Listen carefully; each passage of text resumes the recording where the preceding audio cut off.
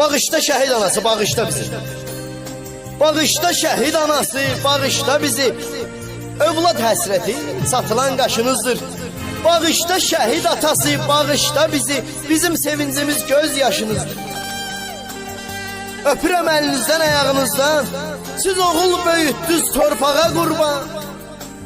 Canını qurban etdi o bizlər üçün.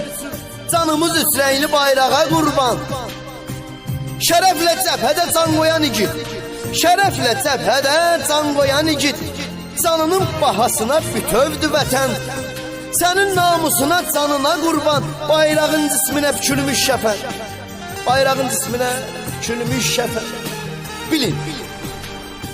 Bilin, bu zəfər asanlıqla olmadı. Neçə uşaq ata deyə göynədi. Neçə körpə atasız gəldi dünyaya. Neçə körpə ata özü görmədi. Neçə körpə ata özü görmədi. Neçə ana gözü yollarda qaldı. Neçə ata neçə gecə yatmadı.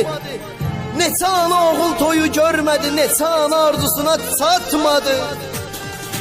Neçə qara saçlı qadınlarımız, neçə qara saçlı qadınlarımız itirdi arxa dayağın ömür yoldaşın.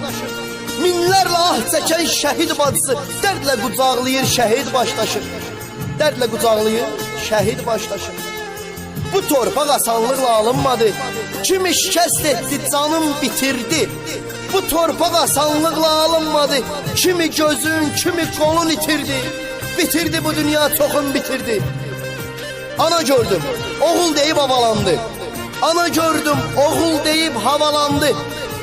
Yarasın əliyle qaşıyan gördüm. Ərinin tabutunu kürəyinə alıb qeyrətlə xiyabana daşıyan gördüm. Qeyrətlə xiyabana daşıyan gördüm. Balaca gördüyün kasıb evlərdən. Balaca gördüyün kasıb evlərdən. Qanıyla tarix yazan sərkərdə çıxır. O kasıb evlərdə böyük ürəklər düşmənin dünyası başına yıxır. Biz sərkərdələr ölkəsindənik. Bizim xəmirimiz qanla yoğrulub. Bizdə bir öləndə yeri boş deyil. Bir sərkərdə ölür, mini doğulur. Qarşımızda çox boğazlar boğulur. Bir sərkərdə ölür, mini doğulur. Ağlama başını dik tut şəhid anası. Ağlama gözünə, qaşına qurban. Bütün Azərbaycan baş əyir sənə. Ağlama gözünün yaşına qurban. Ağlama gözünə, qaşına qurban. Danışmaq çətindir, demək çətindir. Danışmaq çətindir, demək çətindir. Adam danışdıqca ürəyi yanır.